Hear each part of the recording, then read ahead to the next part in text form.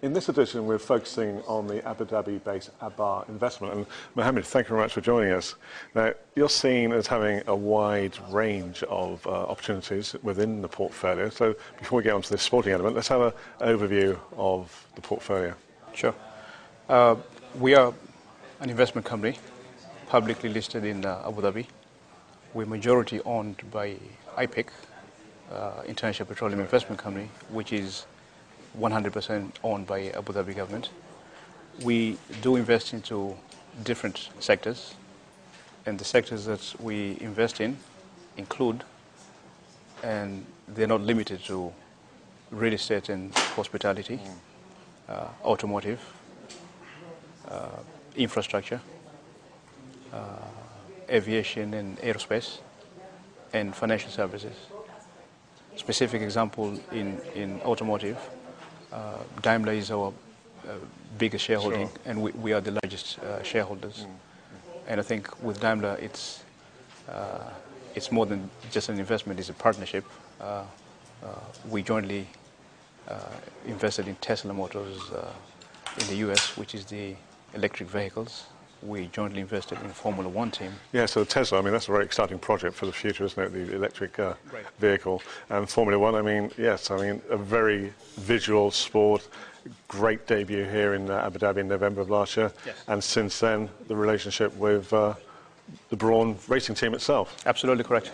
Absolutely correct. We, as you may or may not know, we jointly now own or acquired Brawn, yes. Which is now the team now is Mercedes Grand Prix. We're very excited about it. We unveiled a couple of weeks ago both the car and the team in Socrates. And you got, what was it, 71% share, which is split between Daimler and yourselves? Something along those lines, yeah? No, I think for the Formula One, it's split between Mercedes ourselves and Brawn itself. All right. And of course, I mean, since then, Michael Schumacher's come out of retirement to race for the team. So that's a bonus, I suppose. This is a bonus. This is very exciting both for us and we think for Formula One. Michael Schumacher is a legend, and we think his appearance back in Formula One will be quite an excitement. We're going to come back to sport in a moment, but reflecting back on last year, I mean, it's a difficult time for a lot of people. Financially, economically, globally as well. So, from your perspective, how was 2009 for Aabar? I think 2009 for Aabar was incredibly successful. We were lucky to have seen a tremendous amount of opportunities presented to us. Certainly, it happened when IPIC acquired us. My chairman, His Excellency Khadim Al-Khuwaisi, who heads IPIC as managing director, is an enormously active man, and more often than not, when it comes to us and pushes down opportunities and deal flows that most of them go to IPIC, when he pushes them to us, they tend to be good ones. Yeah, okay. So we're very excited about that. And I mean, looking 2010, will it be a change of strategy? Will you be moving away from real estate, for example? No, I think in 2010 we'll look to develop some of the current assets that we already have, including real estate. Some of the portfolio that we have means that we will develop those assets, and we would also look for opportunities that hopefully we can import them back to Abu Dhabi. Okay.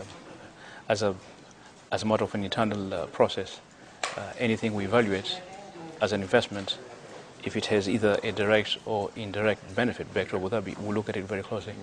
I mean, I'm just sort of thinking of what we've been speaking about so far. You've got some very high-profile household names in many ways, and another one which just comes to my mind is Virgin Galactica, sort of soaring off into space, really. So, what's the time frame for that? Well, I think we've disclosed that is going through an approval process. I think in order for the process to go through, it has to go through CFIUS approval process in the US, and the process is ongoing. Okay. I can't speak on behalf of authorities in terms of timeline, but so far based on what we see, it's progressing quite well. So a big household name, Virgin, of course, and It is. the latest news really is what we're going to come on to now, and the fact that you'll be bringing or co-partnering the laureate, one of the biggest awards for sports people in the world. So this is happening in March in Abu Dhabi, the Emirates Palace. Yes. And how's this come about? It's been a speedy process, I believe. It was actually a very speedy process. In our partnership with Mercedes, who were the global sponsors for laureates, we sometimes meet either in, let's call it steering committee, or we meet on Formula One events. And in particular for laureates, we had a meeting with Dr.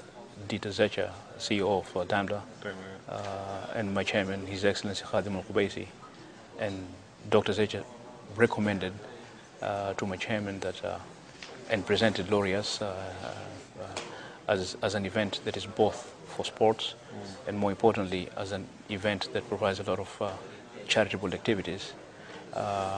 And immediately my chairman looked at it and he basically said that this is good for humanity and it's good for Abu Dhabi. Yeah, good. It'll be a massive exposure, of course, with so many international stars descending onto the awards itself. Effectively, Abu Dhabi continues to be on the map. Yeah. Okay, well, thanks very much for that. Thank you. And we'll finish off and think, how do you see 2010? If we speak to you in a year's time, what do you think you'll hope to have achieved? I think 2010 will be an opportunity for us to look at and consolidate some of the investments we currently have, while continuing to look for opportunities. To some extent, some of our investment philosophy is a bit opportunistic, and to the extent that good opportunities come by, we will closely look at them. Okay, well, thank you once again for joining us on AME Info. Thank you.